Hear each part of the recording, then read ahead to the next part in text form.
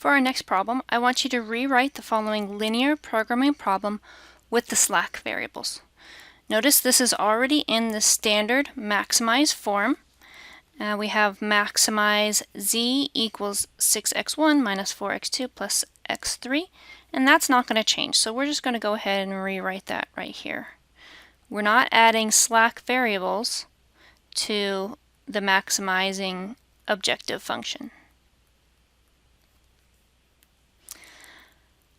But for the three constraints, we'll need to do that. So we're going to line up 2x1 plus 5x2 minus 3x3, and then we are going to add our slack variable s1. I'm going to leave some space here, equals 60, because I want everything to be lined up nice and neatly for our next step. So we're going to try to keep our columns pretty neat. Our next constraint says 3x1 minus x2 plus 4x3, and I need to add a slack so it can be equal to 24 instead of less than or equal to 24. Now I can't use s1, so I'm going to use s2 because this is my second constraint. Our next one, we have 6x1 plus 4x2 minus 2x3. I need another slack, so I'm going to put plus s3 equals 50. So that's instead of less than or equal to 50, I added a slack, s3, and then equals 50. Now the last three, x1 is greater than or equal to 0, x2 is greater than or equal to 0, and x3 is greater than or equal to 0. These are conditions that are required, but I'm not actually going to put them into my constraints. They just have to be there in order for this whole process to work, and they are, so great. So now I can keep going. Now I want you to notice that all of the variables x1, x2, x3 are on the left side of the equations with the exception of the objective function. That z equals 6x1 minus 4x2 plus x3 didn't have the variables all on the left. So what I want you to do is I want you to solve it so that all the variables are on the left side with the z. So that means I'm going to subtract 6x1 from both sides. I'm going to add 4x2 to both sides. I'm going to subtract x3 to both sides. Now this is kind of hard for some people. So instead of writing all that out, it's kind of annoying to write it out. If you just use transposition, if you move the 6x1 to the other side, it becomes negative 6x1. If you move the negative 4 to the other side, it changes signs and becomes positive 4x2. And then you move the x3 to the other side, that becomes negative x3. Now the z was already on the left, so it's just going to stay z. And now there's nothing on the right side, so you're going to write equals 0. So what I'm going to do here is I'm going to take out my first problem, and I'm going to put my new solved for maximizing objective function on the last row, and I'm going to line everything up. I have negative 6x1 plus 4x2 minus x3 plus z, and I'm going to go ahead and put that all the way over on the right, equals 0. This right here is all three of my constraints in their proper form with the slack variables, and then also my maximizing function, and that's also solved for the variables on the left. Next, we need to set up our simplex problem using an initial simplex tableau. The initial simplex tableau is an augmented matrix that summarizes the information from the constraints, the slack variables, and the objective function. So summarize the data from the above example into the simplex tableau. So I just reorganized this information, the same thing that we did there. So what we're going to do is we have this matrix. It's got the columns x1, x2, x3, s1, s2, s3, and z. And then we have a bar. The bar, remember, is like an equal sign. And then we have another bar horizontally. This is going to separate the constraints from the objective function.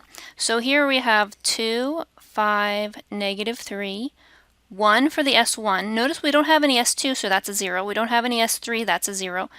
We don't have any Z, that's another 0, and then 60. So that's my first constraint. Next, I'm going to do 3, -1, 4. I don't have any S1, so in the S1 column I have a 0. In the S2 column I have a 1, and then S3 and Z I have zeros, and then 24. So that's our next one. Then I have 6, 4, -2. No S1s, no S2s, so that's 0, 0. I have one S3, so that's a 1. I have no Z's, and then 50. And then on the last row, I'm going to put my objective function, -6, 4, -1. No S1, no S2, no S3, but I do have a Z, and then I have a 0. So this is how you set up your initial simplex tableau. The indicators are the bottom row of values, which comes from the objective function, and these are called the indicators.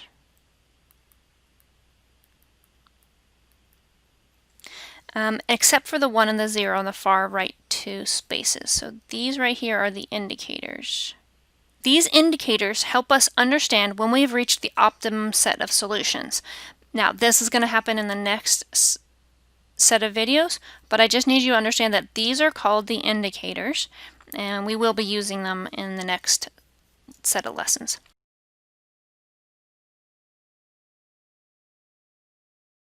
The next example, I want you to set up the initial simplex tableau. A farmer has 100 acres of land on which she plans to plant a mixture of potatoes, corn, and cabbage. It costs her $400 to produce an acre of potatoes, $160 to produce an acre of corn, and $280 to produce an acre of cabbage. She has a maximum of $20,000 to spend. She makes a profit of $120 per acre of potatoes, $40 per acre of corn, and $60 per acre of cabbage. How many acres of each crop should she plant in order to maximize her profits? So we need to first identify the variables. So I have x1, x2, and x3. We have 3 different crops we could possibly plant. So our first one will say acres of potatoes. The next one's going to be acres of corn, just to keep it in the same order as the problem. And then the third one is acres of cabbage.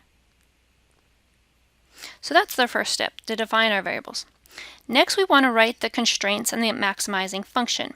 So we got to go back and read the problem again. A farmer has 100 acres of land. Okay, so that means if I take x1 plus x2 plus x3, I have 100 acres, so that's going to be less than or equal to 100 on which I can plant those things. The next sentence mentions that it costs, so we're going to do another problem with all costs. It costs her $400 to produce an acre of potatoes, so that's 400x1, plus it costs $160 to produce an acre of corn, plus it costs $280 per acre of cabbage. She has a maximum of $20,000 to spend. Okay, this is still cost, right? So it has to be less than or equal to $20,000. Next sentence, she makes a profit, so we're now doing a profit sentence. And what are we trying to maximize here, guys? We're trying to maximize the profit. So this is our maximizing function. So this is going to be z equals $120 per potato acre, so that's x1, plus $40 per corn acre, that's x2, plus $60 per acre of cabbage, that's x3. So these are our constraints and our maximizing function. Now I want you to add the slack variables and rewrite the objective function so it's set equal to 0. So on the constraints I have x1 plus x2 plus x3 plus my slack variable s1 is equal to 100. For the orange, I have 400x1 plus 160x2 plus 280x3 plus S2. That's the slack variable that's picking up the slack, so I'm changing my inequality to equations by adding slack variables. Notice I only have two constraints. That means I'm only going to have two slack variables, S1 and S2. Even though there's three variables, you only have the number of slack variables equal to the number of constraints. So there's only two slack variables in this problem. And then I'm going to set the optimization function equal to 0. So I'm going to move the 120 to the other side. When I pick it up and move it to the other side, it becomes negative 120. The 40x2 moves to the other side, that becomes negative as well. The 60x3 moves to the other side, that becomes negative as well. Notice the z stayed positive because it was already on the left side.